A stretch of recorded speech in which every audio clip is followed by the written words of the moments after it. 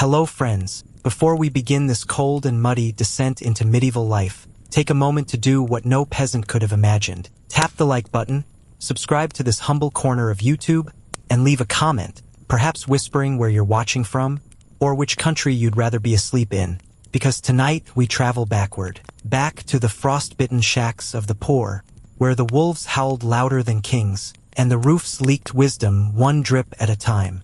Let's be honest, if you were alive in the Middle Ages, you weren't a knight. You weren't feasting in a great hall with a roasted boar and a lute player named Cedric. No, you were likely barefoot, clutching straw for warmth, and hoping the rats wouldn't eat your last turnip.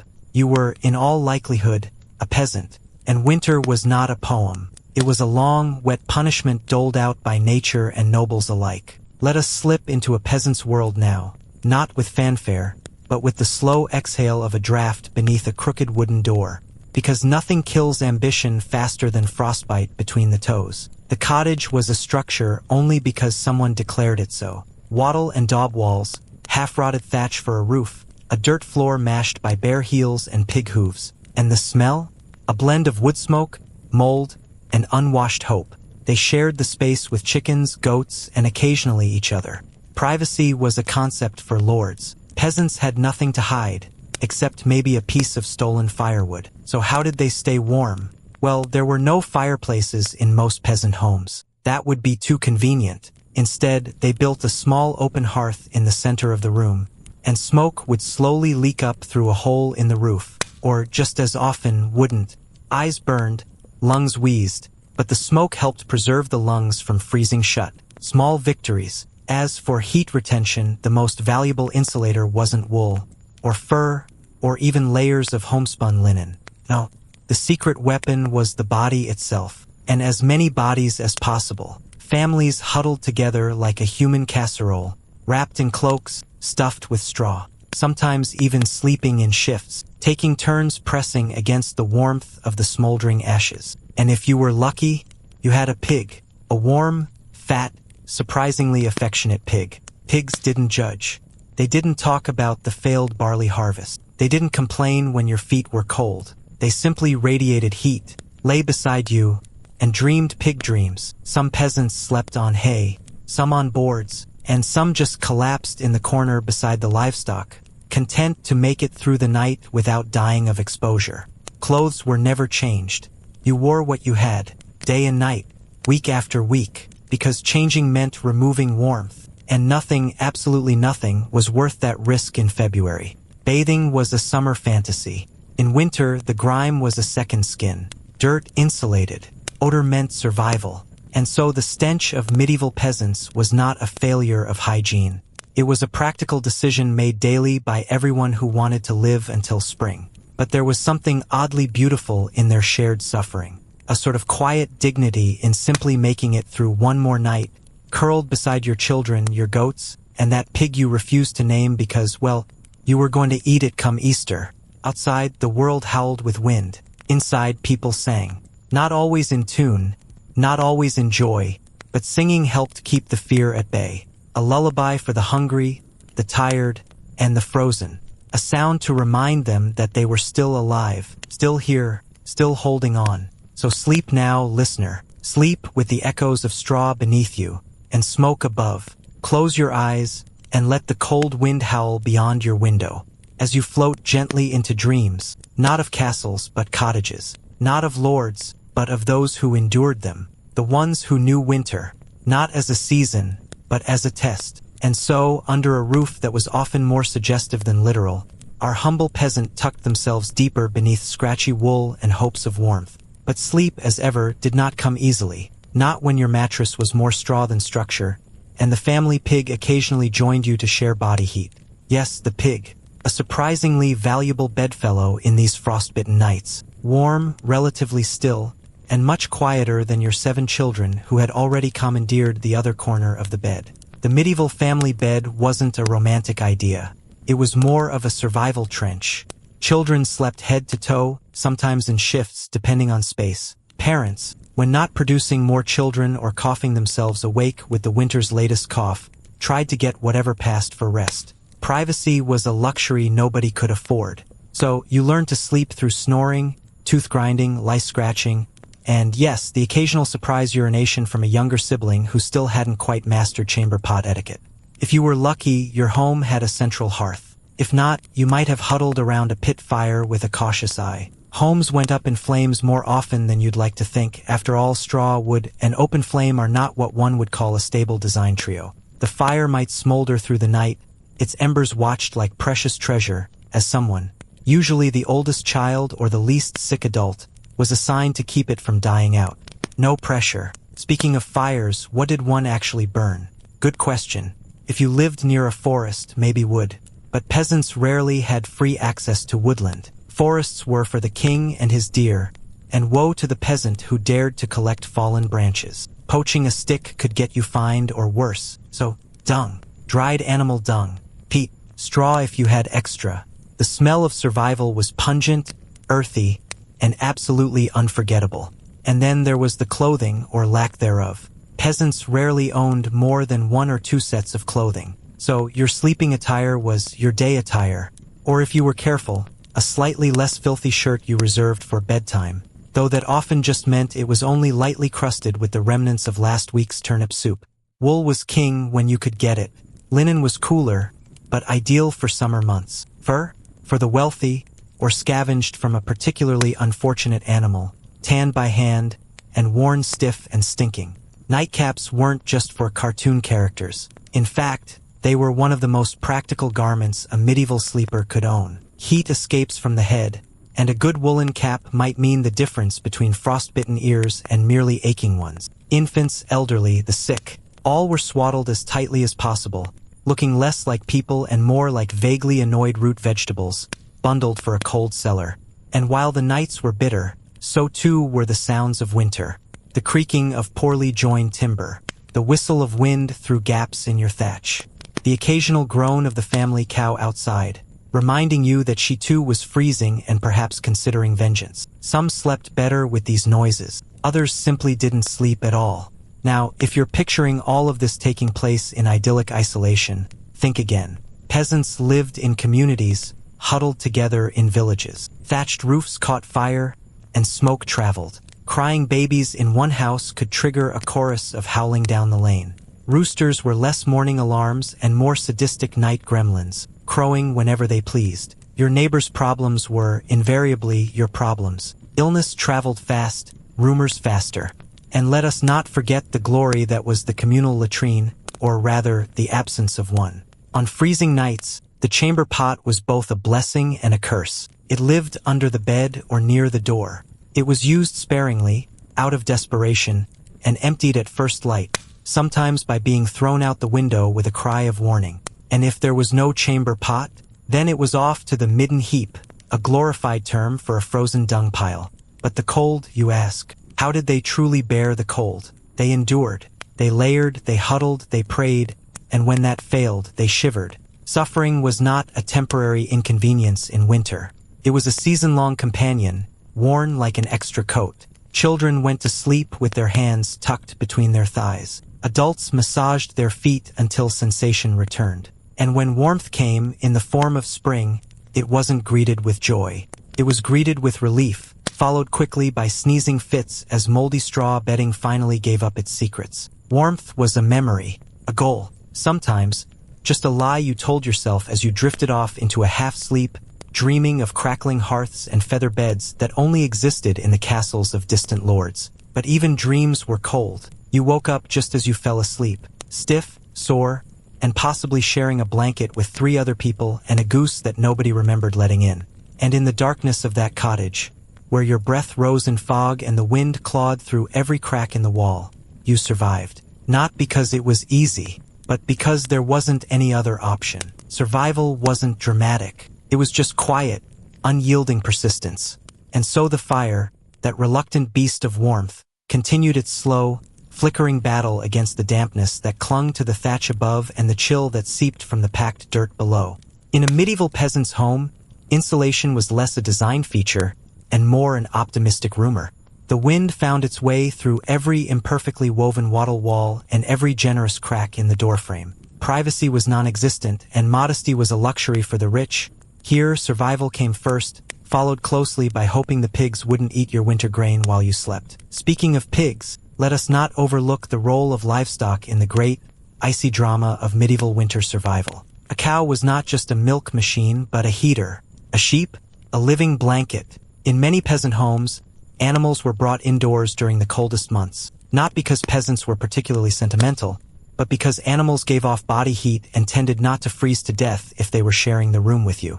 You, your spouse, 3 children, and 1 slightly disgruntled goat might all share the same 10 by 10 space. It was cramped, yes. Smelly, absolutely. But warm? Relatively. And warmth was the currency of winter. Forget gold. Forget land.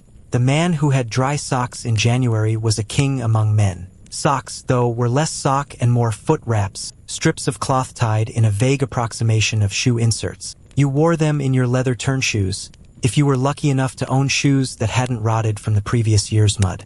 Many peasants simply went barefoot indoors, even in winter, preferring numbness to soggy wool.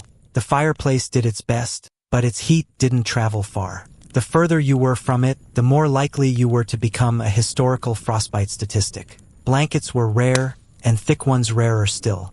Most peasants slept under layers of homespun wool or rough linen, patched and repatched until they resembled sad, faded maps of suffering. The trick was to layer and to never move. Shifting under the covers risked letting in cold air, or worse, waking up your brother who would loudly protest until you shared the warmer corner again. Siblings doubled as heating units, which is why even as they fought during daylight hours over whose turn it was to clean the outhouse pit, they cuddled like kittens in the dark. But cuddling, you'll find, is hard when your nose is frozen. Many peasants learned to sleep with their cloaks pulled over their heads, making themselves into sad little capes with feet. This did wonders for conserving heat, though it didn't do much for fresh air. Breathing into your own woolen cocoon meant waking up with a moist, humid face, the kind of discomfort that can only be described as damp medieval sadness. As for sleep itself, it was not the uninterrupted 8-hour bliss we idealize today.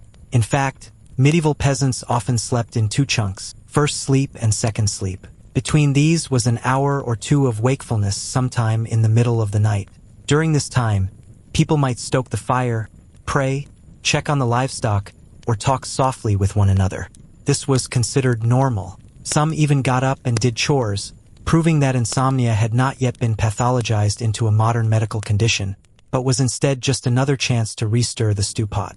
Of course, stew was the reigning monarch of winter cuisine. Thick, brown, mysterious. It was the answer to everything. Cold? Have some stew. Tired? Stew.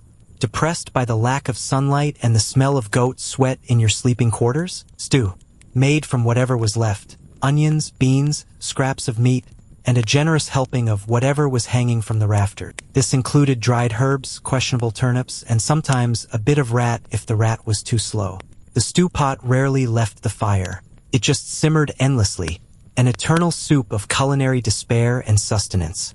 And when the stew pot got too thin, there was always pottage, a sort of medieval oatmeal made of grains, pulses, and the vague hope of taste. It was eaten hot, lukewarm, or congealed, depending on how much time you had before heading off to the fields to dig frozen ground with tools slightly more advanced than a stick. Even the peasants' dreams were subject to the cold. Huddled in communal beds, they dreamed not of riches or knights in shining armor, but of a season without chilblains, of boots without holes, of a roof that didn't drip directly onto your forehead. These were the modest fantasies of the frostbitten masses. Clothing was never truly removed. Layers were life. You slept in your undertunic, possibly your outer tunic, maybe your hat, and if you were particularly devoted to thermal efficiency, all of them at once. The idea of slipping into a nightgown was reserved for nobility and those who didn't need to chase escaped pigs through snow at dawn. And then there was the chamber pot, or more commonly, the outdoor latrine. Because nothing quite says cozy winter routine like having to leave your hovel in the middle of the night, barefoot, to squat over a freezing pit. You could try to hold it until morning, but some gambled and lost. The result? Icy mud and a ruined pair of foot wraps. There were no good choices, only degrees of inconvenience and dampness. So how did they survive? Through a powerful mixture of lowered expectations, bodily proximity, and an unrelenting sense that this was simply how it had always been and always would be. Cold was not a visitor. It was a resident, A roommate, if you will, who never paid rent and ate all your barley. And yet, life went on. The rooster crowed, the frost clung to the fields, and the medieval peasant rose again, feet numb, stomach rumbling, face half frozen but not defeated. There was always more wood to gather, more pigs to coax indoors, more stew to stir. Sleep in that world was a daily triumph. Not a luxury, not a break, but a small miracle of warmth stolen from the jaws of an unforgiving winter. And when the bitter heart of winter swelled with pride, the peasant didn't fight back. He endured. Not with bravado, nor with fire-breathing dragons of myth, but with burlap, soot, and the sheer stubbornness of surviving one more frostbitten dawn. In villages tucked under icy eaves, survival was not a plan. It was a ritual, one endlessly repeated with no guarantee of success and absolutely no interest from history textbooks. Let us now peer into the bedroom of a medieval peasant. Don't get your hopes up. There is no canopy bed, no feather-stuffed pillows, and definitely no warming pan delicately slid beneath silken sheets. What you'll find instead is a straw mattress, possibly shared with lice, a few coughs from last week's plague, and if you're lucky, a sleeping pig or two for warmth. The family bed was not a concept of coziness but of compression. The more bodies, the warmer the slumber. And forget the idea of pajamas. Sleeping attire usually involved whatever you had on already. Stripping down for bed was a luxury for the rich or the dead. Wool tunics, rough underlayers, and if the wind howled particularly hard, maybe even your daytime cloak doubled as your nightgown. Because if you stepped barefoot into that stone floor in December, you'd swear you had crossed into the ninth circle of something very unpleasant. Lighting? A single candle might be burned, but sparingly. Most peasants went to bed shortly after the sun did, not out of reverence for circadian rhythms, but because wax was expensive and darkness was free. Some households had rushlights, twisted reeds dipped in animal fat. They sputtered and smoked, offering dim, greasy illumination and the charming risk of setting your hay-filled mattress ablaze. You'd think perhaps the cold could be beaten by fire, but medieval hearths laughed at such optimism. Central heating? Of course not. The fireplace, if you were lucky enough to have one, was often in the middle of the one-room house, billowing smoke into everything, because chimneys were either crude or non-existent. Most homes relied on a smoke hole, a deeply romantic concept that mostly just filled your rafters with soot and your lungs with the Middle Ages. And then there was the humble bedfellow, the brick, the stone, or the iron pot. Heated in the fire and wrapped in rags, these were makeshift warmers, clutched like sacred relics beneath the covers. They stayed warm for a while, until the cold crept back in, silently and without apology. Even the air you breathed betrayed you. Frost would cling to the inside of the walls, and sometimes to your own nose. You'd wake up not from dreams, but from the numbness in your fingers, or the snoring of your neighbor 3 inches from your left ear. To prepare for such nights, people didn't insulate their homes as we do. Instead, they insulated their lives. Walls were stuffed with wattle and daub, which is a romantic way of saying mud and sticks held together with animal dung. Drafts were a given. Wind whispered through every crack, sometimes strong enough to snuff a candle. Some peasants tried hanging tapestries or thick cloth over walls and doors, though often these were just sacks or old cloaks. Interior decorating was code for whatever fabric isn't rotting. It wasn't uncommon to sleep in shifts. Some would rise halfway through the night, poke at the embers, perhaps say a prayer, relieve themselves in a frozen bucket, and then climb back under the covers, or under someone else, for practical warmth. This period, sometimes called the second sleep, was less restful and more a game of who could fall back asleep before frostbite set in. Children were bundled together, not for affection, but conservation. They were tucked in tightly, like root vegetables in a storage cellar. Even pets weren't spared the chore of body heat. Dogs curled beneath blankets, cats climbed into sleeves. Some families even brought chickens into the room, not just to keep them from freezing, but because one more breathing creature meant one more heartbeat against the dark. And still the cold pressed in. It made the bones ache. It reminded you that you were made of meat and blood and nothing particularly flame-resistant. But it also reminded you of everything you did have. A roof, however leaky, a pig, however muddy, and kin, however loud, snoring in your ear. They say necessity is the mother of invention. In medieval villages, it was also the mother of making do. Scarves were repurposed as insulation. Window shutters were padded with straw.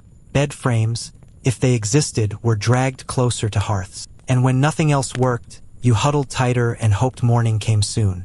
And still they survived. Through icy winds and brittle nights, through frostbitten fingers and damp wool blankets, they kept rising, kept planting, kept enduring. Because warmth was never just a physical thing. It was a shared burden, a mutual pact. If I keep you warm tonight, you'll keep me warm tomorrow. And so they went on. Not because it was comfortable, not because it was noble, but because giving up wasn't an option. Not when there was a new frost every morning. Not when your family's breath rose beside yours in the dark, and survival was measured not in comfort, but in presence. Now that you've shared in the chilly stillness of their night, let the quiet linger. Let the imagined warmth of their clustered bodies settle in your mind like a soft blanket. Because the coldest nights didn't win. They were merely endured with straw, with soot, and with stubborn, shared humanity. When the first frost bit through the low fog clinging to the edge of the forest, peasants knew the true games of winter had begun. The chill wasn't just something one noticed, it was something that consumed. The cold crept up from the floor, seeped through the stone, lingered in the straw. It settled into bones like a curse you couldn't quite shake. By December, the fields were already forgotten. The plow was long tucked away in the lean-to behind the hovel, wrapped in cloth or old rope to keep the iron from rusting in the damp. Oxen were confined in their stalls, chewing hay slowly, as if contemplating the futility of existence. The only real labor was survival, the kind that demanded cleverness, patience, and layers. So many layers. A peasant's wardrobe in winter was not fashion, it was armor. Wool tunics, rough and scratchy. Cloaks that smelled permanently of smoke and damp sheep. Mittens if you were lucky. Otherwise, hands simply stayed hidden in folds of sleeves. Shoes? Maybe. But more likely wooden clogs, occasionally stuffed with straw or moss. Anything that offered a buffer from the bite of the frozen earth. And socks? Only in your dreams. Maybe a foot wrap changed when it began to mold. Inside, the home resembled a stubborn cave. Small, dark, smoky. The hearth glowed dimly, rarely roaring. Fuel was a luxury, and even dung cakes were hoarded like treasure. Peasants didn't waste firewood on comfort. It was rationed with all the ceremony of a religious act. A single log might be the centerpiece of the evening, its crackle drawing everyone in like moths. Bodies huddled together on benches, on the floor, under coarse blankets, sharing breath, warmth, and the occasional flea. Those fleas, of course, didn't care for the season. They thrived in shared bedding, feasting on any exposed flesh. In winter, you didn't just fight the cold, you also fought the itch. A lose-lose situation, padded with hay-stuffed mattresses and the bitter scent of unwashed wool. But no one complained. Complaining wasted energy. And energy was heat. If you were resourceful, and every peasant had to be, you'd have a pig or two living indoors. Not for affection. For insulation. Pigs were space heaters with snouts. Chickens might roost in the rafters above your head, dropping the occasional gift. It was chaotic, yes, but the extra body heat was undeniable. Some homes weren't homes at all, just barns with a cooking fire shoved inside. But that, too, was survival. You made do. And when the frost turned to ice and the ice to frozen ruts on the road, food became its own adversary. The cellar was your savior, if you had one. Root vegetables, turnips, carrots, onions, stored in baskets lined with straw. Cabbages hanging from rafters like oversized, edible ornaments. Beans, dried and stubborn, waiting to be boiled into submission. The occasional strip of salted pork, though that was often reserved for feast days or bribery. Every meal was a reminder of earlier labor. The bread you ate now had been baked weeks ago, dense, chewy, and increasingly stale. But you soaked it in broth and pretended it was fresh. Soup was the answer to everything. Thin, yes, but hot. And in winter, hot was halfway to happiness. Water, ironically, became complicated. Wells might freeze. Buckets became solid blocks overnight. You learned to plan your sips, to boil what you could and chip away what you couldn't. Tea didn't exist, not in the peasant world. But warm ale or cider did. It was liquid, fermented courage. A buffer against despair, and, if strong enough, a path to brief, boozy oblivion. Evenings blurred together in smoky sameness. The sun dipped early, and oil for lamps was precious. So you sat in the dark, listened, told stories mostly repeated, ghost tales, saints' miracles, things the baker's cousin once saw in the woods. The fire cast long, twitching shadows, and everything creaked. The house itself seemed to groan against the cold. Bedtime came early, mostly because there wasn't much else to do. No books, no distractions, just the steady crawl of night, like a slow rolling wave of frost. Everyone piled into the same bed, parents, children, maybe the neighbor's kid if their roof had collapsed. Modesty died in the cold. You shared breath and body heat. You whispered prayers, not always to God, sometimes to the fire, sometimes to the wind. If your roof held, you were lucky. If it leaked, well, there was always the hope that tomorrow would be dry. Or at least not worse. Dreams in winter took on a surreal glow. Not because of their content, but because they offered escape. In dreams, you weren't cold. You weren't hungry. You weren't curled like a question mark, hoping morning came quickly. Instead, you were warm, full, and somewhere far from the brittle wind and the damp walls. But morning always came, often silently. No rooster, he'd frozen his comb off weeks ago. Just the dim blue light creeping through cracks in the boards. Time to stoke the coals. Time to scrape together something edible. Time to begin the daily ritual of simply not freezing. And then came the blessing no one talked about, snow. Not just because it was beautiful, though it was, but because snow meant insulation. A good snowfall could muffle the world and seal up leaks. It turned the landscape into a strange, white cocoon. And inside that cocoon, life felt quieter. The wind lost its edge. The mud froze solid. For once, the rats stayed outside. Of course, snow also meant shoveling, hauling water, splitting wood if you had any left. But still, it came with a peculiar sense of peace. The world was dead, yes, but it was consistently dead. Predictable in its stillness. And in that stillness, the peasant could rest a little more deeply, could hope for a slightly less bitter night. And when the thaw came, and it always did, there was both joy and grief. Joy at surviving, grief at what was lost. The goat that didn't make it, the turnips that rotted in the corner, the cousin who coughed himself to death in his sleep. But survival was its own reward. It meant one more planting season, one more chance to complain about how hot the summer was. But for now, there was snow on the ground, smoke in the air, and a crust of bread on the table. It would have to be enough. And so we descend further into the night. The fire, once a crackling companion, now whispers in faint sighs, a ghost of its former self. The room grows colder, the corners darken, and our medieval peasant, stiff from hours curled beneath their mound of makeshift bedding, wakes only to shift their position and pray that dawn hurries its reluctant steps. There is no true silence in a thatched hut. The wind whistles through unseen holes in the wattle. The damp wood creaks with the weight of moisture. And somewhere, always somewhere, the scratch of tiny claws. Rats, mostly. Or mice, if fortune smiles. They were not pets, but they were accepted tenants. You didn't kill them unless you had to, because poison cost coin and traps required steel. And frankly, if a rat gnawed your toe in winter, at least you knew you could feel it, which meant you weren't dead. As for the walls, they were more dream than structure. A mix of twigs, straw, mud, and prayers, called wattle and daub. In theory, it kept the cold out. In practice, it let everything in.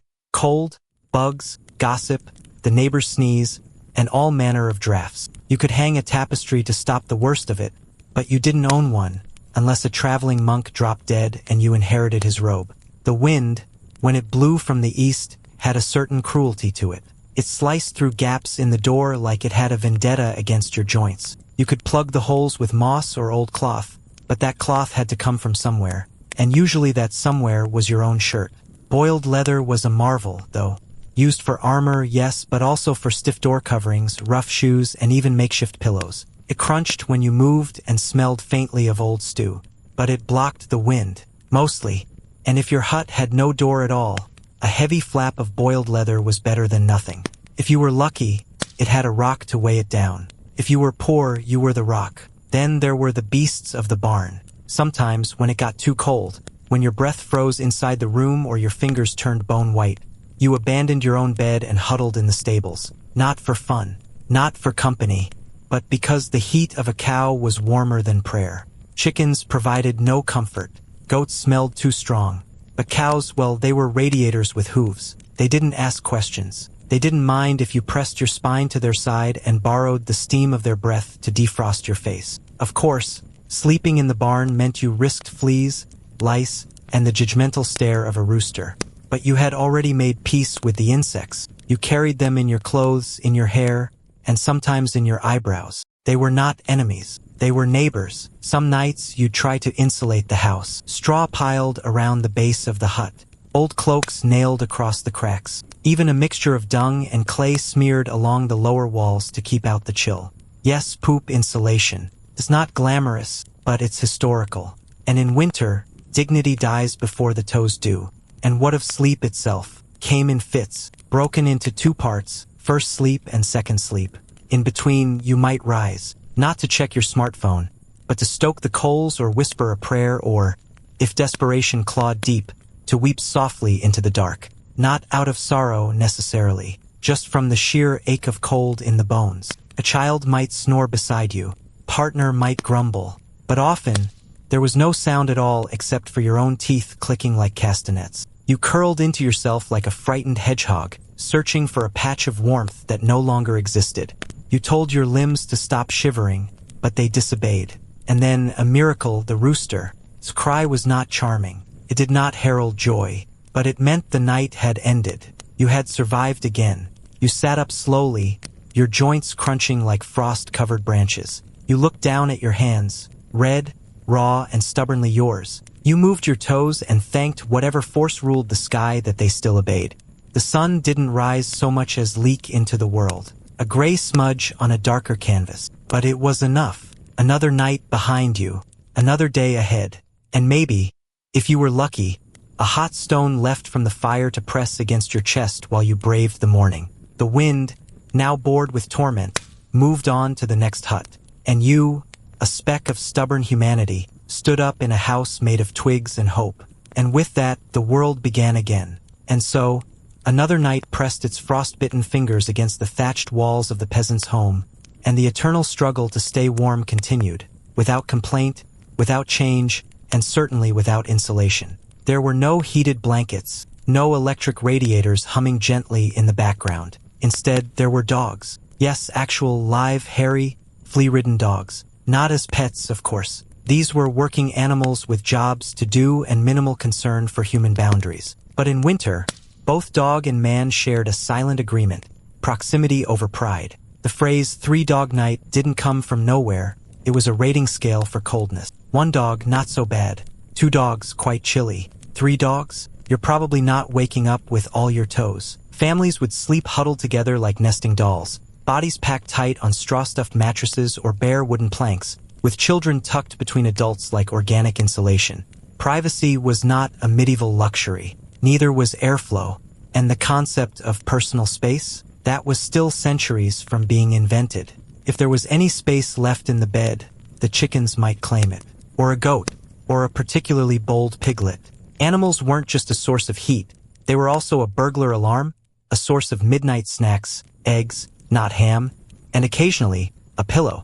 The family bed was less a sacred domestic retreat and more a communal livestock arrangement. Of course, the peasants didn't just rely on body heat and livestock snuggles. They also made use of something called a bed wagon, an early form of a canopy bed with heavy curtains on all sides. These drapes weren't there for style. They trapped heat like a cocoon. Once the family had sufficiently warmed the air inside with their collective breath and emissions, the curtains would keep that pungent, humid warmth sealed in like a bottle of medieval eau de peasant. And while peasants lacked central heating, they did have central fire. At the heart of the one-room house sat the hearth. It might not have burned all night. Fuel was precious and usually damp, but the embers glowed as a symbol of life itself. Letting the fire go out wasn't just inconvenient. It was dangerous, shameful, and exhausting. So someone, often a child or elderly grandparent, was tasked with waking at intervals to bank the fire, smother it gently with ash to keep it alive until morning.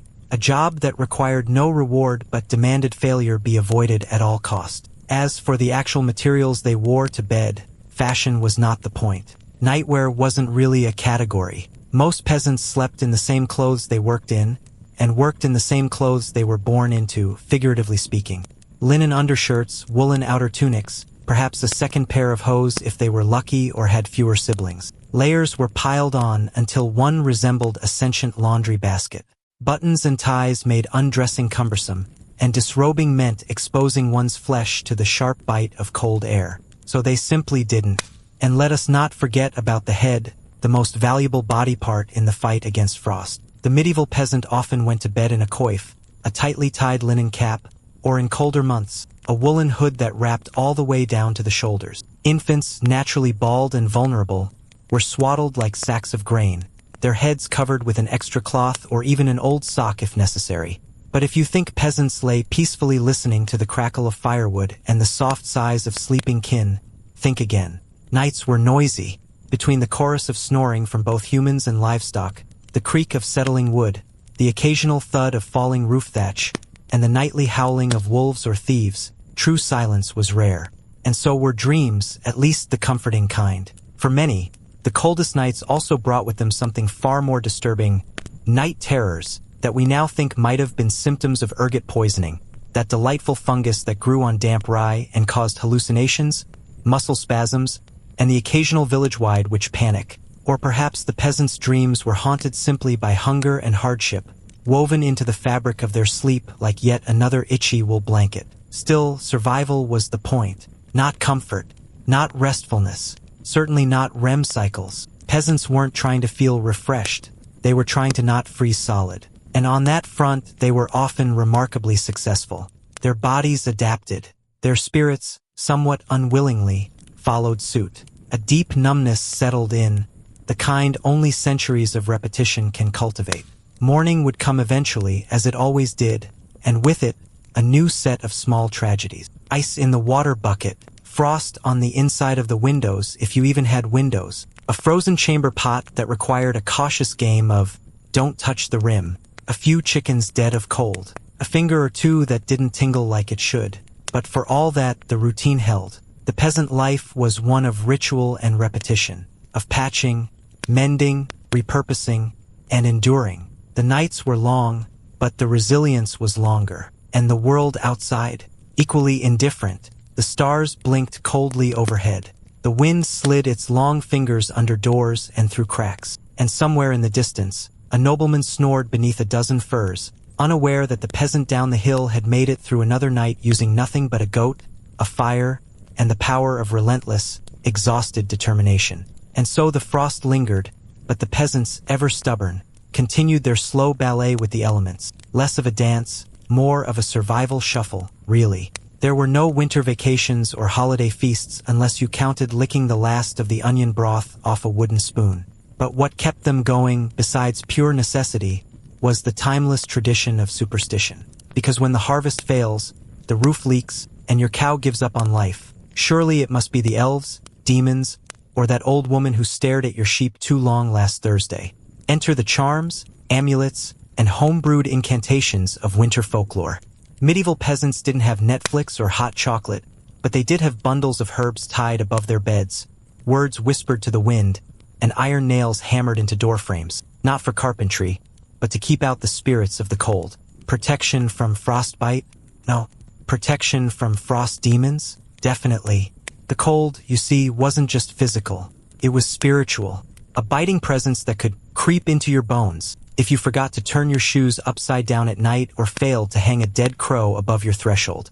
Yes, dead birds made excellent spiritual insulation, as did wolfsbane, garlic, salt circles, and the ever-faithful St. Bridget's cross woven from straw.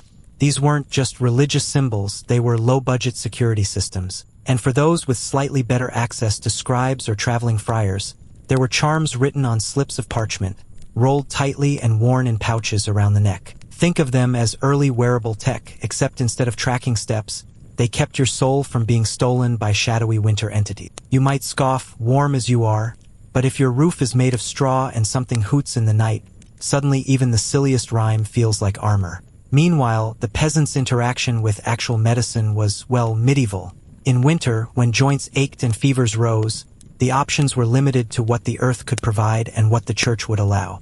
Willow bark for pain, honey for wounds, and chicken fat mixed with herbs for everything else. Apply liberally, or drink it, or smear it on your neighbor and see what happens. And if you lived near a wise woman, or what others might call a witch, you might have access to a more colorful pharmacy. Dried frogs, powdered roots, strange teas, and spells muttered under breath. Often, the remedies worked not because of the ingredients, but because people believed they would, which, frankly, isn't so different from modern vitamins. Even the act of keeping warm had medicinal logic. The phrase cold humors was taken very seriously. Illness was often blamed on an imbalance in bodily fluids, so one must be kept warm and dry, preferably near a fire, wrapped in wool and stuffed with warm foods. Cabbage soup was medicine. A hot brick under your feet?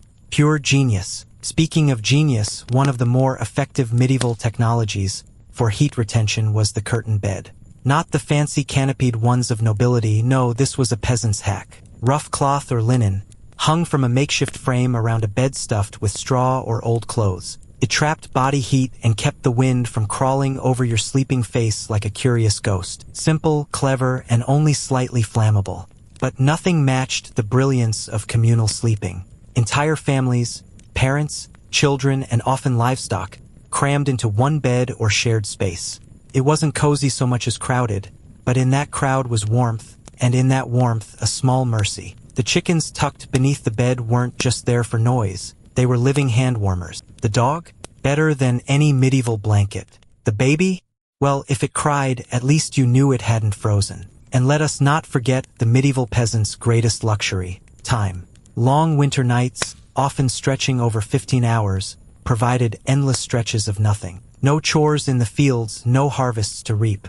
Just dark, still hours broken only by the howling wind and the scratch of rats underfoot. What did they do? Well, nothing. They dozed. They talked. They dreamed. Some historians suggest there was a natural first sleep and second sleep pattern. People would fall asleep early, wake in the middle of the night to pray, tell stories, or even sneak over to visit a neighbor, and then fall back asleep until dawn. A gentle rhythm, almost poetic in its acceptance of the night's vastness. An odd sort of peace when survival wasn't at stake, because sometimes doing nothing was safer than doing anything. Going outside meant risking frostbite or wolves. Fetching water from the well meant cracking ice and falling in. Even relieving yourself was a strategic operation, hence the chamber pot, tucked carefully under the bed like a sacred relic, and emptied in the morning by whoever lost the silent battle of eye contact. So yes, the peasant's winter was hard, but it was also full of quiet endurance. A world wrapped in furs and superstition, carried by the strength of routines passed down through generations. The fire was never allowed to go out completely. The children were taught which herbs to boil. The stories of the cold spirits were told again and again, not just to scare, but to preserve memory. Because in the deep hush of medieval winter, memory was all that kept you warm. And so the frost thickened. If you were a medieval peasant and you thought the biting chill of January would be the worst of it, surprise. February was colder, darker, and even more disappointing. At this point, the firewood pile was no longer a pile but a depressing memory. You might have started burning things you weren't supposed to. Furniture, broken tools, possibly parts of your own roof. Survival was not glamorous. It was inventive desperation. Rats, always a part of the cozy domestic aesthetic, had now taken up full-time residence. Not just in the grain stores, but in your bedding, your walls, and your dreams. Rats were warm, after all. And though not invited, they seemed to understand the peasant need for shared warmth. This was also the season of truly thrilling culinary adventures. With the salted meat long gone and your dried legumes now growing suspicious molds, you were introduced to the joys of boiled bark broth. No, not a metaphor. Actual bark. Elm or willow if you were lucky. The wood was stripped, scraped, and simmered into what could charitably be called soup. Add a bit of leftover porridge from last week and voila, peasant stew. Of course, illness didn't take a winter holiday. The damp air was a faithful courier of bronchial complaints. Children coughed melodically in unison, and elders developed a rattle that became a kind of village metronome. If you didn't already have a fever by Candlemas, you were either very lucky or you simply didn't have time for it. Cures were limited. If you had a bit of fat left from a slaughtered pig, you could rub it on your chest and hope the spirits respected your effort. If that didn't work, there was always the option of tying herbs around your neck or chanting to Saint Blaise, who, for reasons lost to time, was in charge of throats. To keep the spirits up, morale, not the ones whispering in the dark you might sing. These weren't joyous ballads. These were long, droning chants passed down through generations, often made up on the spot.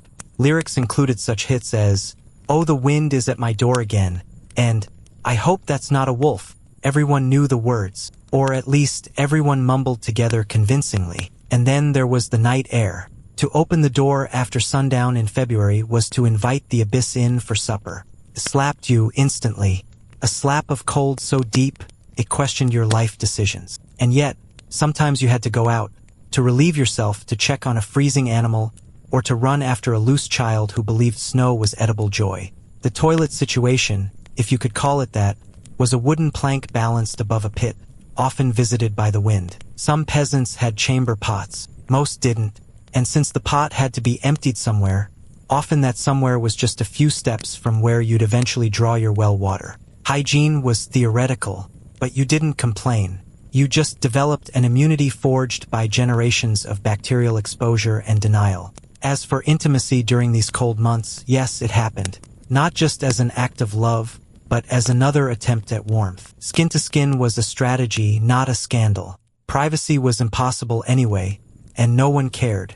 Babies conceived during the bitter weeks of February would be born just before the next winter started, continuing the grand cycle of cold, hunger, and questionable timing.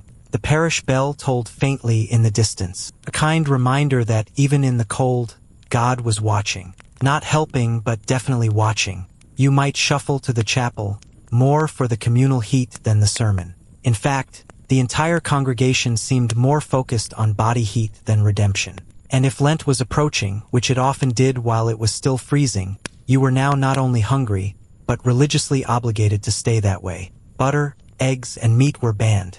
Not that you had any, but now it was official. The church called it fasting. You called it Tuesday.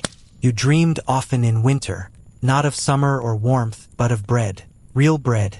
Fluffy, golden, with an actual crust. In your dreams, the bread didn't have stones in it. Your teeth were intact. Your jaw didn't ache after chewing. And you woke up angry at your dreams for offering something so ridiculous. The pigs were quiet. Chickens mostly silent. Life had retreated to the bones of the village. You'd forgotten what your own feet looked like. They'd been wrapped in cloth and wool and hope for so long, they were more concept than anatomy. Your neighbors had grown pale and quieter too. People stopped visiting unless it was urgent, like the cow collapsing or a child going missing in the snow. But you did hear the occasional knock. Sometimes it was just a branch. Other times it was your cousin, desperate for fire. The fire itself became a sort of deity. It was worshipped, fed carefully, guarded like treasure. Embers were transferred between households if one flame died out. A hot coal in a hollowed-out turnip might travel 3 cottages before someone finally got a blaze going again. And you learned to listen in new ways. The creak of the roof beams told you the temperature. The groan of the floor hinted at ice beneath. Even the silence had a sound. You could hear snow falling sometimes, like a breath held too long. At night, you curled inward like a question mark. Your fingers stayed folded beneath your arms. Your knees pressed to your chest. Sometimes, if the wind howled just right, you imagined the house was a ship and you were adrift, not on waves, but on the great frozen sea of peasant existence. And always there was the candle, one stubby light, flickering near your face. You watched it not for brightness, but for comfort. When it guttered low, you whispered to it like a friend. Don't go out, not yet. Outside, the stars were ice-sharp, the moon indifferent, the world carried on, locked in its frost-ridden slumber. And still the peasants endured. You'd think, perhaps, that the arrival of winter might offer a pause, time to reflect, a slow exhale. But no, winter for the medieval peasant was not a season of serenity. It was a silent siege. The snow didn't just fall. It locked doors, froze wells, and howled through every unpatched crevice in the wattle and daub wall. Peasants didn't greet snow with joy. They didn't build snowmen or sip warm drinks by a hearth because many had no hearth. And if they did, the drink was likely a thin gruel warmed to the temperature of disappointment. Snow wasn't a seasonal aesthetic. It was a logistical nightmare. A test of how many layers you could wear before suffocating or how long you could store turnips before they began talking back. But one tactic helped: movement. Yes, peasants kept warm by staying in motion. Sitting still was a luxury of the rich. For the poor, life was a constant shuffle, chopping wood, fetching water, mending tools, or simply pacing. If you weren't moving, you were freezing, and if you were freezing, you were useless. This is why, even in the bitterest chill, fields were never truly abandoned. Tasks remained. Manure still had to be spread. Yes, in the freezing dark of January, someone was out there, frozen pitchfork in hand, flinging frozen dung. A charming seasonal image, isn't it? At night, warmth had to be shared, not just in spirit but in flesh. Whole families, and sometimes livestock, crowded together for mutual survival. It was less like sleeping and more like marinating in humanity. Children sandwiched between parents. Goats invited in like honored guests. Chickens snuggled under skirts. If it breathed and radiated heat, it was welcome. And what about socks, you ask? Woolen, maybe if you were lucky, but more often, cloth wrapped and tied, sometimes with straw stuffed between layers. Socks weren't a given. They were a goal. Peasants wrapped their feet with whatever they could find. Scraps of fabric, bits of sackcloth, even old pages if they'd accidentally wandered into a monastery's trash heap. Bedtime routines, such as they were, revolved around not dying. Hot bricks or stones were heated in the fire and then wrapped and placed at the foot of the bed to ward off the creeping frostbite. If you've ever warmed your feet on a hot water bottle and thought, "This is nice," just know the medieval version was a scorched rock inside a sock. And what about the noise? You might think winter nights were quiet, peaceful, but homes groaned, wind screamed, doors banged open unless secured by rocks or divine intervention. Chimneys belched smoke at unpredictable angles, and livestock, tucked into corners of the room, made their presence known. A winter lullaby could consist of a coughing goat, a farting uncle, and the slow drip of melting snow into a rusty pot. In this tableau of survival, candles were gold, literally and metaphorically. Most peasants couldn't afford them, so they relied on rushlights, strips of dried reed dipped in animal fat. They sputtered, they smoked, they lasted just long enough to convince you you'd gone blind. But they gave off a faint glow, just enough to illuminate a spoon, a face, or the edge of a bed shared by far too many toes. Clothing, too, was a patchwork of seasons. You didn't own a winter coat. You layered until movement became optional.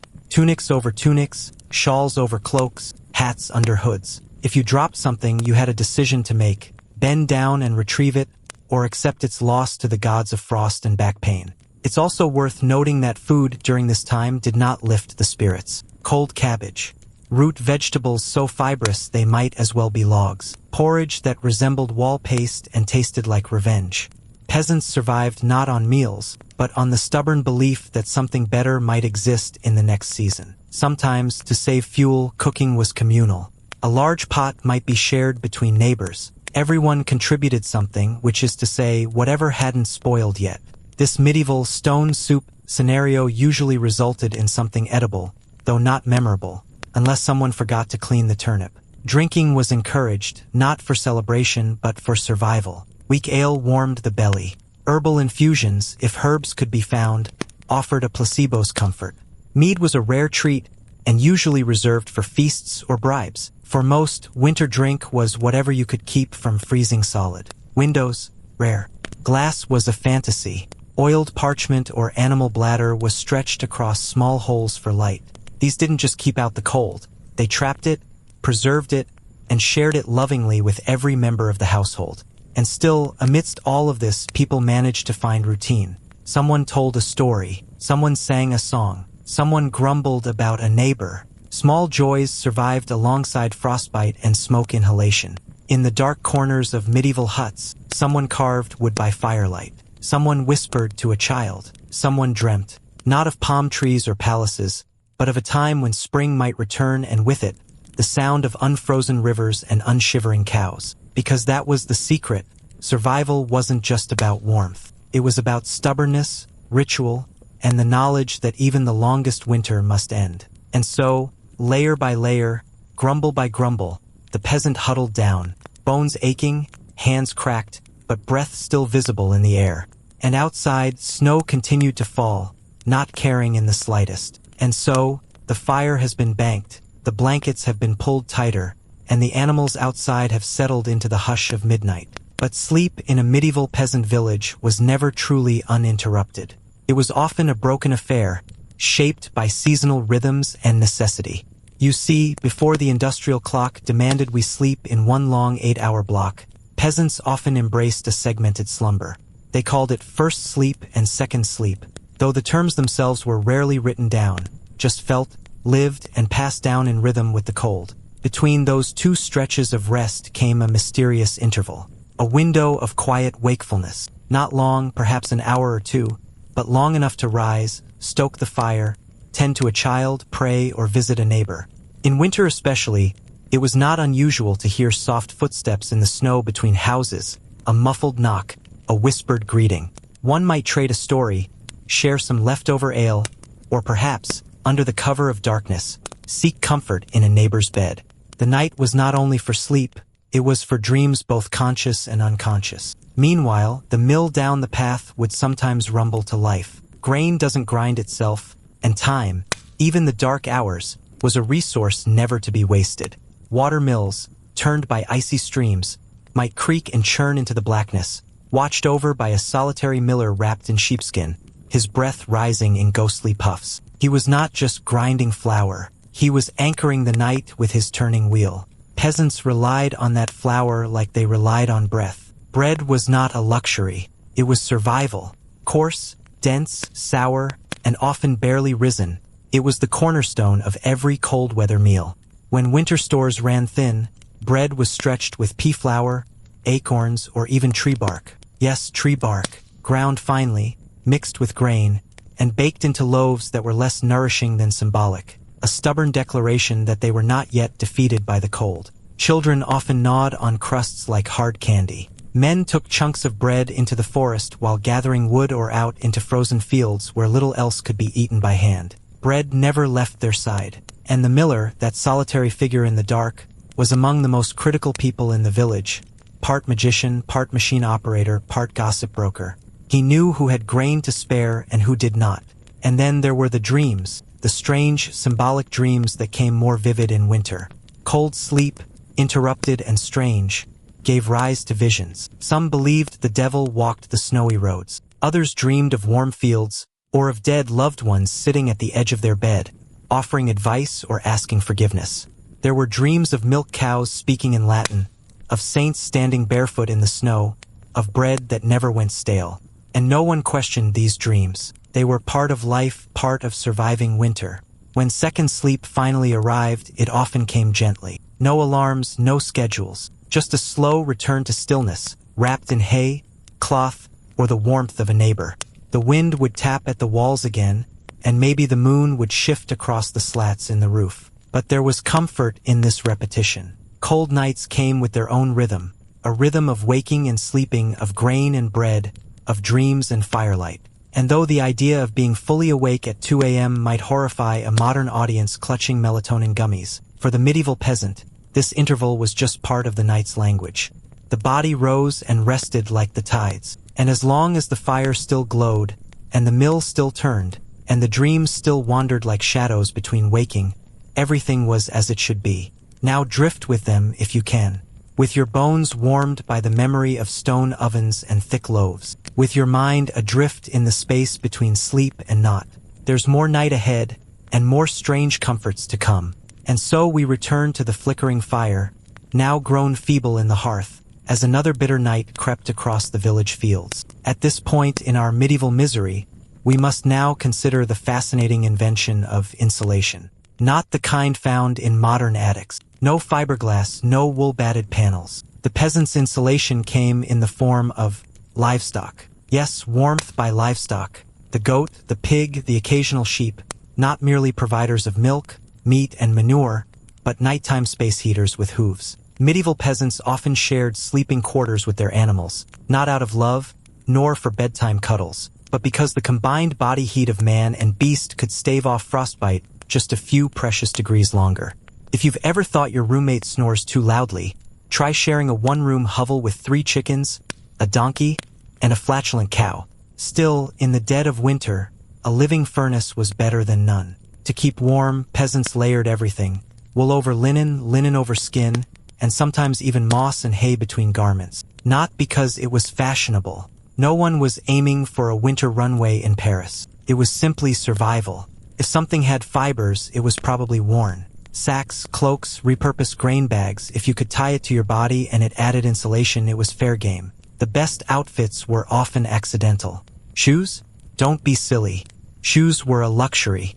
Many peasants wrapped their feet in rags and bound them with twine. And if they were lucky, old leather scraps stitched into crude soles. Waterproofing? Ha! Mud was a given. Frozen toes were expected.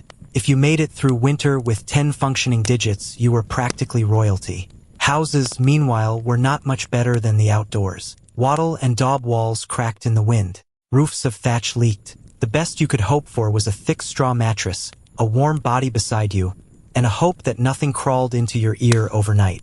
And crawl they did. Fleas and lice loved the cold as much as humans hated it. Since bathing was considered suspicious and rare, especially in winter, your bed was alive. Literally, you weren't just sleeping with pigs. You were sleeping with an entire microecosystem of itches. Parasites were permanent residents. Scratching was the lullaby of the season. Blankets, if you had one, you were ahead of the curve. Most peasants relied on cloaks, capes, or patched together wool remnants to serve as covers. Beds, if they existed at all, were low wooden frames stuffed with straw. But often, entire families slept together on the floor. Parents, children, goats. Cozy, chaotic, and pungent. Privacy was not a concept, nor was personal space, but it was warm-ish. Even the architecture leaned into the cold. Homes were built low to the ground, not for style, but to trap rising heat from the central hearth. Roofs sloped to keep snow off. Chimneys were rare and expensive. Instead, smoke from the fire crept into every crevice, curling along the ceiling, blackening walls, lungs, and thoughts. Still, smoky air was better than cold air. Pick your poison. The fire was the centerpiece. It never stopped. Embers were kept alive through the night with peat, wood, or even dried dung. You had to sleep near it, but not too close. Fall asleep wrong, and you'd wake up with a scorched hem or not wake up at all.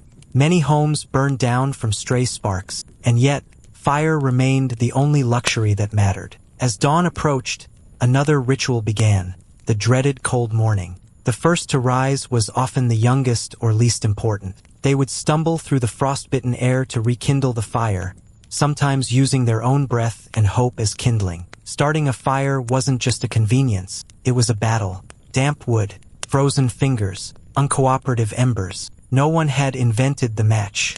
You either knew how to nurse a flame or you froze. And of course, there was food or the lack of it. Winter meals were repetitive and bland. Stews made of root vegetables, gruel with oats, occasionally a salted herring if you lived near the coast. Spices? A fantasy. Sugar? Reserved for the rich. The taste of winter was ash, turnips, and silent endurance. Meals were hot not for flavor, but for warmth. A mouthful of steam was often the highlight of the day. Water was a danger. Rivers froze, wells iced over. Snow could be melted, but it took fuel. And fuel was scarce, so many drank weak ale instead. Not to get drunk, though that occasionally helped, but because it was safer than ice-cold, bacteria-ridden runoff. Children drank it, elders sipped it. It was liquid survival with a side of mild tipsiness. And through it all, the nights stretched long. Darkness in medieval winters lasted up to 16 hours. With no electric lights, peasants turned to candles made from tallow, rendered animal fat. They smoked, sputtered, and smelled like roasted regret. But they glowed, and in a world of wolves and whispers, that flickering light was priceless. So the village survived. Night after night, sickness took some, frost took others, but many endured, not through comfort, but sheer stubbornness. They huddled, they shared, they layered, they burned dung, and sometimes they even laughed. Cold as it was, laughter warmed more than fire. And as we drift into the last hours of the medieval night, as frost gathers on the shutters and silence settles in the rafters, we see once again the quiet resilience of those forgotten folk. Wrapped in rags, breathing smoke, dreaming of warmth they'd never quite reach, but always hoping for the thaw. By the 13th hour of this quiet descent into the Middle Ages, we find ourselves surrounded not by kings or knights, but by wool, again, wool on the back, wool on the bed, wool in your boots. You might think, by now, the medieval peasant was practically a sheep. And in many ways, that wouldn't be far off. Wool was not simply a material, it was the line between misery and slightly less misery. Woven tight, beaten with wooden paddles, and rinsed in urine to clean and set the fibers. Yes, urine always returning to the humble bladder. Your average villager would wear the same garments day and night, especially in the cold seasons. Undressing before bed was not a custom for warmth but a privilege for the clean and wealthy. The average peasant slept in their clothes not for modesty, but because they couldn't afford to be cold. Changing garments? That was something done when one of them fell apart or when they were buried in it. The mattress, if you could call it that, was a sack stuffed with straw. It got replaced occasionally, though not because of comfort. It was because the straw eventually turned to powder or became home to a thriving population of lice. If your sleep was disturbed, it wasn't nightmares or anxieties, just the crawling itch of something very real and very alive. Some peasants added dried herbs to their straw bedding, lavender, mugwort, or wormwood, not for luxury, but to repel bugs. Whether it worked is debatable, but at least it smelled slightly better than mold and mildew. And when winter came in force, families might share one bed, parents, children, grandparents, and the occasional goat. Warmth, after all, came from proximity. Privacy was a concept reserved for fiction and nobility. As for actual homes, insulation was achieved using mud, straw, and animal dung, plastered thick between timber beams. These wattle and daub walls were porous, drafty, and absorbed the cold like a sponge. The thatched roofs above, made of dried reeds or straw, housed birds, rats, and entire weather systems of their own. You could lie awake at night listening to the wind rattle through the gaps or the rain drip softly onto your nose. When snow arrived, it didn't stay politely on the outside. It came through cracks, under doors, and across the floor like a creeping frost. Sometimes it snowed inside. And in those conditions, a medieval peasant's nightly prayer was less about spiritual enlightenment and more along the lines of "Please let me wake up with all my toes." Candles? Expensive. Oil lamps? Rare. The most common nighttime illumination was the fire's dull orange glow, which was sometimes rekindled in the middle of the night by whoever was least asleep. And if the fire went out, the cold crept in. Many peasants kept an ember buried under ash, hoping it would smolder just long enough to be revived in the morning. Matches wouldn't be invented for hundreds of years, so it was either nurture your little ember, or borrow fire from the neighbors, trudging through the snow with a chunk of smoldering peat in a clay bowl. Cozy, wasn't it? And yet, there was a kind of resilience buried in the layers of wool and ash. Villagers adapted. They knew which herbs to hang over doorways to drive out chills and spirits alike. They shared body heat under patchwork covers made from old tunics and worn-out cloaks. They kept soup bubbling over the hearth, letting the steam warm the air and fill the room with the scent of leeks and barley.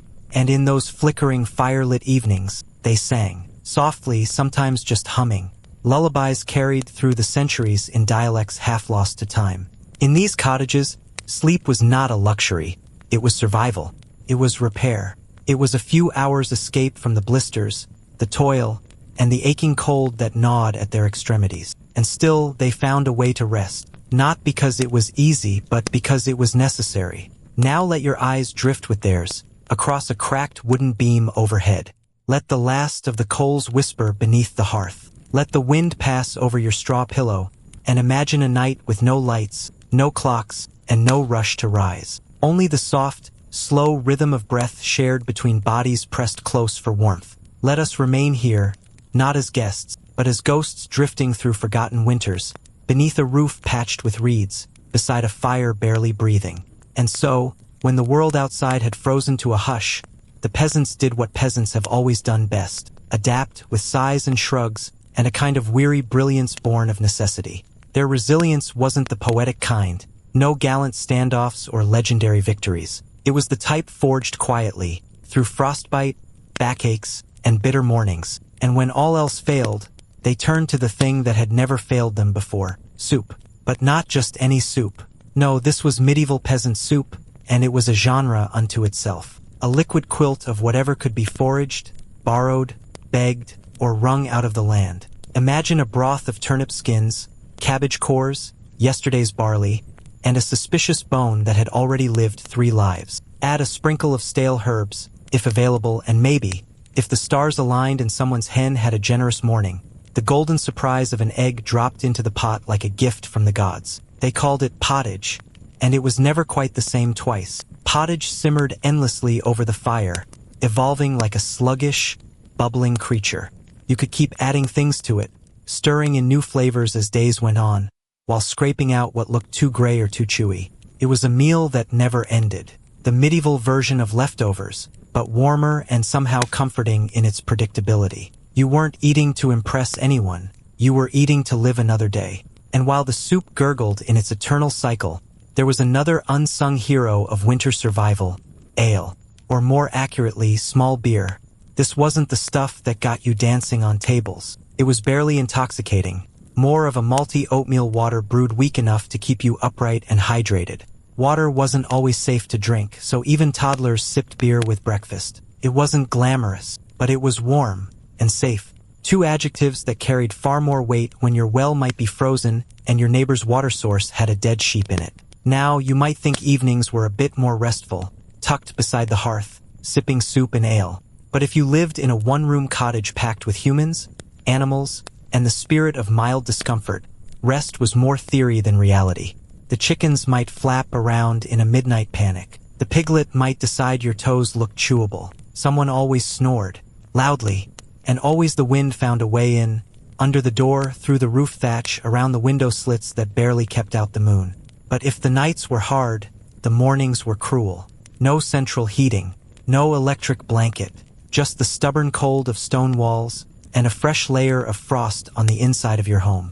You'd awake not with the light, but with the cow bellowing for release, the baby crying to be fed, or the subtle, painful realization that your bladder couldn't wait and the outhouse was a 5-minute trudge away in snow. To combat this, people wore their beds. That's not a metaphor. The same clothes you slept in were usually the ones you worked in. Multiple layers of wool, linen, and fur if you were lucky, or something fur-adjacent like old sheepskin that hadn't quite stopped smelling like sheep. They called it a kirtle or a gown, but it was basically medieval thermal wear. You didn't waste warmth by changing outfits. You conserved it by sleeping in your work clothes and working in your sleep clothes. Personal hygiene bowed in submission to the power of frostbite. No one judged you if you didn't bathe in winter. You couldn't judge them either. Your own odor would keep you humble. And when your breath turned visible and the pond turned solid, you kept going. Life didn't stop. You didn't get snow days. You got snow and a day and you made do. You gathered firewood with fingers that could barely flex. You cracked ice with a blunt stick just to access the water beneath. You trudged through frozen fields just to check on livestock, or gather the last meager leeks clinging to life. Even the animals had to be managed differently. Chickens were kept closer to the hearth. Sheep were moved to lower ground. Pigs, oddly enough, were often a bit better at surviving the cold, so long as they were fed. And horses? If you had a horse, you weren't quite a peasant anymore. You were slightly above peasant. You were aspirational peasantry, the landlord's favorite. Children, by the way, were tiny bundles of walking wool. They helped fetch water, gather twigs, stir the pottage, and occasionally disappear under snowdrifts in a game of very high-stakes hide and seek. They were hardened by necessity, old by 10, and had the moral flexibility to steal firewood if it meant the difference between comfort and frostbite. And still, somehow, they laughed, because survival didn't mean joy was absent. It meant it was snatched from fleeting, silly places. Steam rising from soup, the way wool socks felt after hours by the fire, the communal groan when someone farted under shared blankets and there was nowhere to run. Little moments that warmed in ways fire couldn't. Some winters were mild, others brutal, but every year was a gamble, and every night survived was a quiet triumph. By now, you may be wondering, how did they do it? How did anyone survive this endless cycle of cold, hunger, and inconvenience? The truth is, they didn't always. Many peasants died young, or not at all young but brittle, hunched, and weary. Cold claimed toes, lives, pregnancies, and sometimes whole villages. But still, the ones who lived carried on. Because what choice did they have? Because they knew spring would come, eventually, but until then, more soup, more layers, more stubborn living, and possibly another rat in the thatch.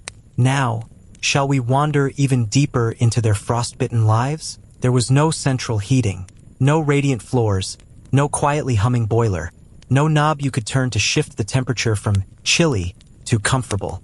No, What you had was a bed stuffed with straw, possibly damp, definitely shared. And if you were lucky, it wasn't infested. The medieval peasant bed was less of a luxury and more of a glorified sack laid upon wooden slats or directly atop the earthen floor.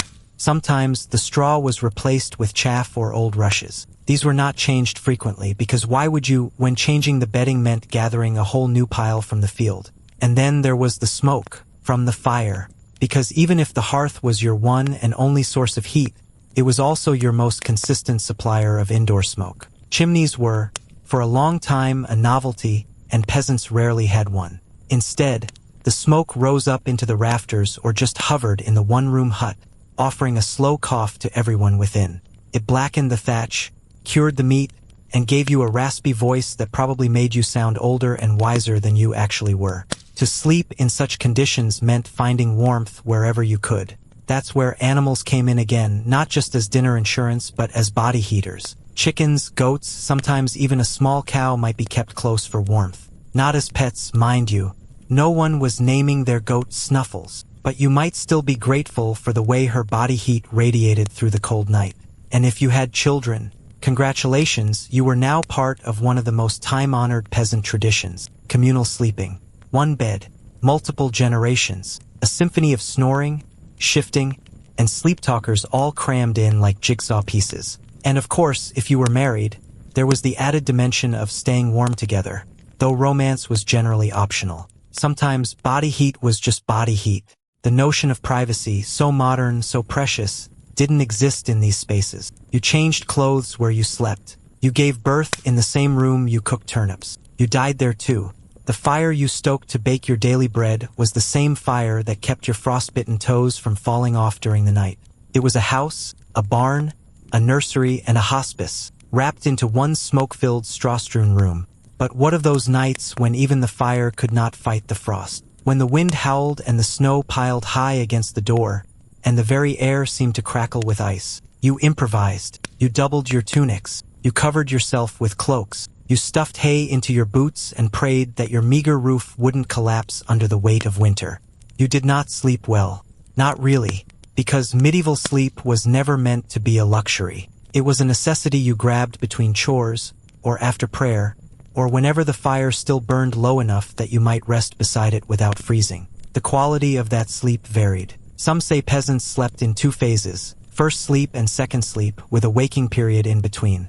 Maybe you got up to tend to animals. Maybe you visited the privy. Maybe you sat in the dark and thought about whether the bread would stretch until Sunday. And when the morning came, there was no gentle alarm. There was a rooster, or a child crying, or your bones, protesting against another night spent on lumpy straw. You rose in the half-light, rubbing your eyes with calloused hands, and threw on your damp, stiff woolen tunic, the same one you'd worn yesterday, and the day before that, and the day before that. Outside, the ground crunched with frost. You stepped through mud, or snow, or something in between. Your boots, if you had any, were caked in manure from yesterday's walk to the livestock pen, and your breath rose like a ghost from your mouth, visible proof that yes, it was another cold day, and no, it would not be warm anytime soon. Still, you had work to do.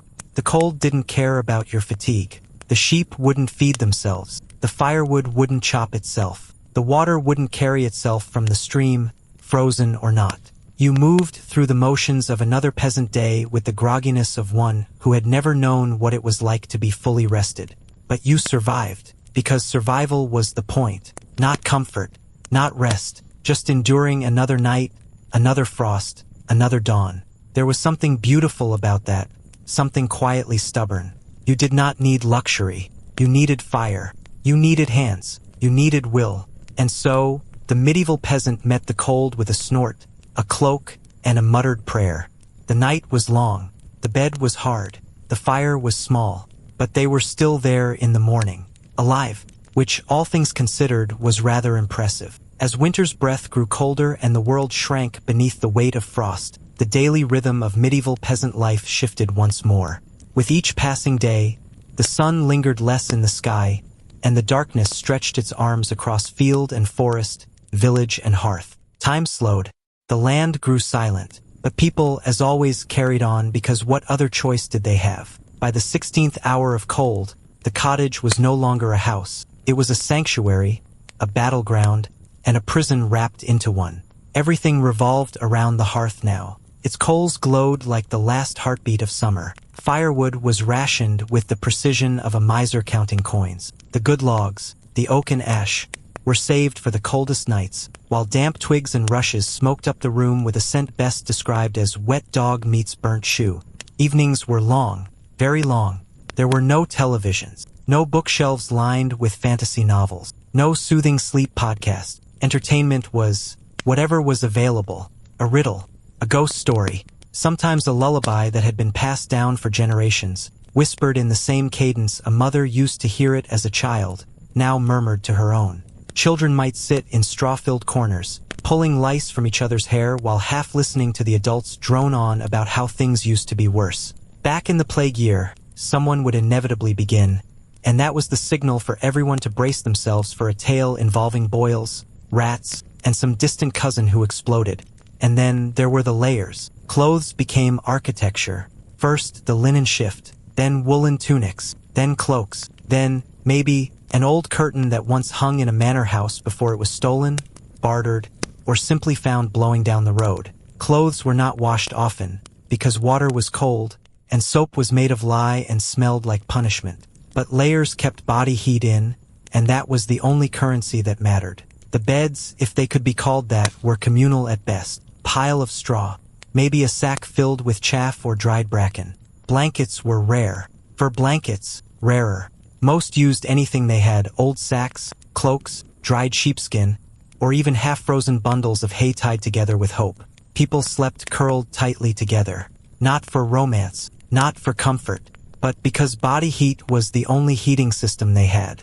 A medieval peasant family might sleep like spoons in a drawer, with the dog pressed tightly against their feet, because even a flea-covered mutt gave warmth. And yes, the fleas were just part of life, like taxes, hunger, and the ever-present fear of death by dampness. By now, the fire had been reduced to embers. Someone, the one with the best night vision or the worst luck, might be sent to poke it, just enough to keep the coals from dying, but not so much that precious wood was wasted. A few sparks might float up like fireflies, briefly dancing across the ceiling before disappearing into the dark. Silence returned. Outside, the world was still. The snow muffled everything. The cries of the owl, the creak of tree limbs groaning under ice, the muttered curses of a thief slipping through the woods. Inside, people shifted under their makeshift covers. Snoring mingled with wheezing, interrupted occasionally by the sound of someone coughing up their last bit of warmth. Dreams, if they came at all, were strange and muddled. Some dreamt of summer wheat, others of drowning in snowdrifts. A lucky few dreamt of food. No one dreamed of comfort. They hadn't experienced enough of it in waking life to know what it looked like. At dawn, or what passed for it in winter, a dim gray smudge on the horizon, there would be movement, the stirring of limbs, a groan, a shuffle, someone sneezing directly into another person's face. There were no tissues, no personal space, only survival. Breakfast was ambitious. If there was pottage left from the night before, it would be scraped from the pot and warmed over whatever fire could be coaxed into life. If not, someone would chew on a chunk of yesterday's barley bread. If they had milk, it was probably sour. If they had eggs, it was a miracle. If they had cheese, they were likely hiding it from the Lord's tax collector. The day would start again, chopping wood, feeding animals, trudging through slush to check if the roof had caved in again. Because in this era, winter wasn't something to be enjoyed. It was something to be endured. And enduring it required planning, sacrifice, and a tolerance for discomfort that would make a modern person weep into their smart thermostat. Peasants rarely complained, at least not out loud. Complaining didn't change the weather. It didn't bring more food, and it certainly didn't prevent frostbite. Life was hard. That was the baseline, not the exception. Cold wasn't a surprise. It was a season, and everyone just tried not to die before spring. To deal with the chill, some villages passed down small, strange rituals. One involved putting a heated stone, yes, just a rock, into a cloth sack and cuddling it like a teddy bear. Another believed sleeping with your feet pointed north invited demons to steal your warmth. Others just drank. Ale wasn't just for parties. It was for calories, courage, and enough mild inebriation to forget how cold your kneecaps were. As for love and marriage in winter, let's just say, medieval peasants were not picky about timing. If there was a warm spot in the bed and someone to share it with, well, biology tended to take care of the rest. Winter nights were long, and babies born in late summer weren't a coincidence. And so, as frost clung to every surface and breath curled like ghosts in the air, the peasants survived. Not thrived, not flourished, but survived. And that, in the medieval world, was enough. There was, of course, the question of warmth beneath the skin. The body, stripped of luxury, had to learn how to heat itself from the inside out. You weren't always lucky enough to be near the hearth or have your feet wrapped in a sheep's pelt, so you trained your stomach to warm you, one bite of slow-boiled barley porridge at a time. No spices, of course. Those were for monasteries and royalty, but perhaps a sprig of onion or a handful of foraged mushrooms thrown in for excitement. This was food designed to linger, not in memory, but in the gut, sustaining, weighty, bland. It was no small matter that medieval people had an entire relationship with food that today would seem like an anxiety disorder. Every meal was a small gamble against famine. Every fast, a holy excuse for not having enough. When the nights grew long and the pantries grew bare, you learned how to be creative with bark flour, boiled roots, and whatever was left from the salted fish that the cat hadn't claimed. There were no midnight snacks, not because they were forbidden, but because it was dark. Very, very dark. Imagine a world where your only light came from a sputtering tallow candle that smelled like burnt sheep and poverty. You didn't waste that kind of illumination on casual wandering. You stayed put. You buried yourself in whatever warmth you had and prayed that the roof didn't leak or creak or let the cold spirits in. And yes, spirits. The medieval mind saw the night not just as a time, but as a presence, personality, and not a friendly one. There were demons in the rafters, witches in the hedgerows, and restless dead in the churchyard. If you woke up in the middle of the night shivering, it wasn't because your blanket was thin. It was because something had brushed past you in the dark. Something ancient, something cold. To make peace with the night, people relied on charms, bundles of herbs tied with string, prayers whispered into straw, and icons tucked into the bedposts. A sliver of wood from a saint's shrine could make your mattress holy. And if you didn't have one, a carved cross made from a thorn bush might do the trick. You didn't sleep alone in the Middle Ages, even when you did. Of course, if you were lucky or unlucky, depending on how you saw it, you might share your night with the village animals. Sheep were warm, chickens less so. Pigs were, frankly, excellent company, though they had a tendency to snore and steal the blankets. But if you were truly cold, you welcomed whatever body heat you could find. Humans, animals, and the occasional unwelcome rat formed a quilt of necessity. Some homes even had a loft above the stable, not for romantic views but for warmth. The heat of livestock rose upward, and so did the peasants. You'd sleep above the cows, inhaling the scent of manure and survival. It wasn't glamorous, but it was practical. And in a time when frostbite could take a toll, you didn't question the company of beasts. Insulation was not a concept yet. Walls were made of wattle and daub, a charming mixture of mud, straw, and structural desperation. If you were lucky, there was a tapestry or two to hang, usually depicting saints or hunts or someone else's wealth. More likely, you stuffed the cracks with rags or moss or old reeds. It didn't stop the wind, but it gave it something to play with before it reached your spine. By now, you may be wondering, did anyone complain? Surely someone somewhere whined about the cold. The truth is, yes, but not in the way you'd expect. Complaining was seen less as a personal right and more as a moral failing. To grumble about your frozen feet was to question God's plan. To lament your chilblains was to suggest your soul lacked fortitude. So instead of complaining, peasants turned discomfort into piety. The cold became a test. Endure it well and you were righteous. Shiver with grace and you were halfway to heaven. And besides, they had other things to worry about, like death. Winter was not just an inconvenience. It was a filter. The old, the weak, the unlucky, they often didn't see spring. Entire families might vanish between Michaelmas and Easter. And if that sounds bleak, it was. But it was also routine. Grief was seasonal like the harvest. The cold didn't just nip at your nose, cleared out your neighbors. So you adapted. You learned not to expect comfort but to bargain with it. To be grateful for a woolen sock, even if it was damp. To treasure a mug of warm ale, even if it was flat. to smile at the sight of smoke curling from the chimney next door, because it meant someone else had survived the night. Children, surprisingly, bore it best. Their games, even in winter, were loud and chaotic. They ran until they were red in the face and warm with motion. Snowballs were thrown. Ice was dared. And when they finally collapsed into piles of straw or hay or limp sheepskin, their sleep was deep, full of dreams about warm summers that might one day return. And as the moon rose and the frost thickened and the wind howled through thatch and timber, the peasant night continued, slow, steady, unrelenting.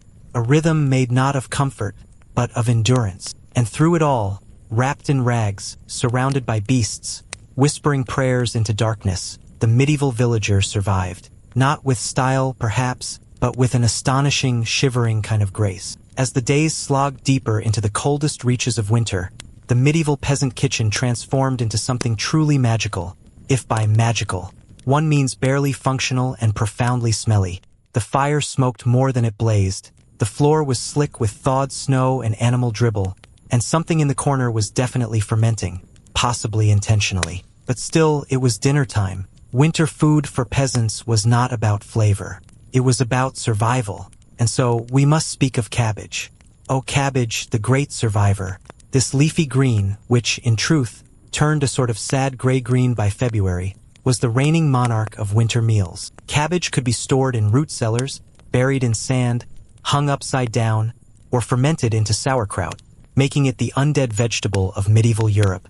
If a cabbage was in your bowl in January, chances were good it had been alive in August. Think of it as the zombie of your soup. The process of making anything edible in the dead of winter often involved boiling, and then boiling again, and then maybe one more boil for luck. Cabbage stew was popular because it could include pretty much anything. Cabbage, turnips, the root of a weed you found by the road, a suspicious hunk of fat someone traded for 2 hens and a spoon. If you were very lucky, a shred of dried meat from a pig slaughtered back in November might make its way into the pot, although identifying it once it had boiled into oblivion was another matter. Grains, of course, featured heavily. Rye, barley, and oats, gritty and damp, often ground in communal mills by someone who may or may not have swept out the previous batch, formed the thick base for most peasant meals. Porridge wasn't just breakfast, it was lunch and dinner, too. Sometimes it was even dessert if you could find a dried apple to throw in and a hint of honey. A peasant's cooking pot rarely emptied completely. Instead, new ingredients were simply added to the old, creating a permanent stew that aged like a fine compost. Root vegetables joined cabbage in this muddy chorus of winter cuisine. Turnips, carrots, parsnips, and beets could be stored underground or in straw-lined pits. They were diced, scraped, or hacked depending on the sharpness of your one kitchen knife, and added to everything. Even when a root had gone soft or sprouted something threatening, it was still boiled. Peasant wisdom held that boiling killed the bad spirits, or, at the very least, the smell. Beans and lentils, the dry, unsung heroes, also saved lives. High in protein and easier to store than anything fresh, they could be rehydrated and softened into the medieval version of chili, minus the spice, flavor, and enjoyment. But they filled stomachs, especially when mixed with cereal grains in something resembling a loose paste. This gluey mash stuck to ribs and to bowls, and sometimes to tables, which was fine because no one was polishing anything. In leaner years, the family pig was a literal lifesaver. When one was slaughtered, typically in November to avoid feeding it through winter, every part of it was used. The meat was salted or smoked, the fat rendered into lard, and even the head was boiled into head cheese, which, let's be honest, sounds worse the more you learn about it. If you've ever wondered what boiled jowls suspended in fat look like, be glad you were born after the invention of the refrigerator. For those who had access to dairy, milk was turned into cheese before it could spoil, and soft cheeses were eaten quickly while hard cheeses were hoarded like treasure. Eggs were a luxury in midwinter. Hens stopped laying in the cold unless you were lucky or had very confused chickens. Most eggs were pickled, salted, or used up long before the snows settled. Butter, too, was scarce and tended to be rancid by spring. That didn't mean it was thrown away. It just meant no one talked about the taste. One curious comfort food of the time was pottage, a thick, savory mush that absorbed whatever ingredients happened to be lying around. Could be delicious, could also be an abomination. Recipes varied wildly from region to region and from day to day. Some pottages had barley and dried peas, Others included dried fruit, onions, and scraps of fish or fowl. Think of it as the medieval cousin of fridge clean-out soup. Peasants who lived near forests or rivers could supplement their diet with wild game or fish. Eels, in particular, were a winter staple in many regions, slithering up onto the medieval plate with alarming regularity. Smoked, pickled, or simply grilled over coals, they were considered nutritious, though not necessarily desirable. But in times of scarcity, if it wiggled, you cooked it. Alcohol played a modest but crucial role. Ale was the drink of choice, not just because it dulled the misery of winter, but because water wasn't always safe to drink. Weak, small ale was consumed by everyone, even children, and stronger brews were reserved for feast days or those lucky enough to trade or brew them. Mulled ale with spices was a rare, warming treat, though the idea of wasting spices on peasants was unthinkable in most noble households. Desserts? Not unless you had connections. But a dried plum, a roasted chestnut, or a bit of honey on grain cakes could feel like indulgence, especially when eaten in front of a fire, which was more of a smoky ember most days than an actual flame. Ultimately, the medieval peasant didn't eat to savor, they ate to persist. The question wasn't, what's for dinner? It was, is there dinner? The cold didn't ask if you liked cabbage. It simply watched as you boiled it for the 5th time this week, stirring with a broken spoon, sitting by the hearth in 6 layers of linen and a hat that used to be part of a dog. And yet, they survived. When the snow buried the roads and the firewood stack dwindled to something more philosophical than practical, the peasant turned inward, not for reflection, but for sheer survival. The heart might beat slower in the cold, but the mind remained lively, worrying. Would the cow-calf before the thaw? Would the salted meat last until Candlemas? Would the Lord remember that the taxes had already been paid in turnips? Probably not. There's a special kind of patience learned only by those who have nothing else to do. Winter was not a season to conquer. It was something to endure, like a boring sermon or a marriage arranged by livestock count. Time passed, not with clocks, but with dripping eaves, the length of a candle, the creak of ice shifting on the roof beam. Inside the cottage, family became both company and confinement. Privacy, a modern invention. The only barrier between two people might be a sheep or a sack of oats. Arguments could not be stormed away from. You sat and stewed in the same air, hoping the stew on the fire would thicken enough to resemble food.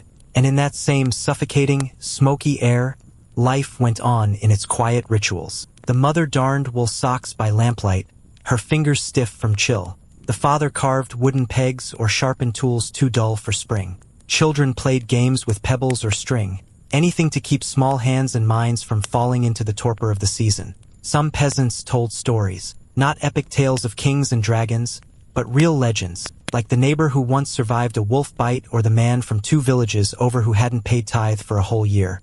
Oral history was the Netflix of its time, seasonal, unpredictable, and entirely reliant on whoever could remember the ending. Outside, the fields lay frozen and still, but not silent. Owls called from bare trees, and foxes left trails of curiosity in the snow. Even in hibernation, nature whispered. The occasional creak of a frozen branch or the snap of a distant hunter's snare told the peasants that life, somewhere, was still moving. At night, the darkness swallowed everything. No lanterns lit the road. No comfort came from the moon when clouds cloaked the sky. The wind howled like it had a vendetta. Windows, if you had them, were covered with greased parchment or cloth, but they rattled nonetheless. Superstition crept in through the cold cracks of the world. The long nights gave birth to longer shadows. People whispered of spirits that prowled in winter, phantoms drawn to the warmth of fire and fear. Some said the wild hunt passed over in January, led by ghostly riders who punished those who left doors unlocked or fires unattended. To keep spirits at bay, some left offerings, bits of bread or a twist of wool on the hearth. Others chalked symbols on doorposts or muttered old prayers known only to grandmothers and shepherds. It wasn't religion exactly, it was insurance. But in truth, the greatest threat in winter wasn't wolves or ghosts. It was time itself. Long, uneventful days stretched like endless snowdrifts. There was no planting to distract, no festivals to prepare.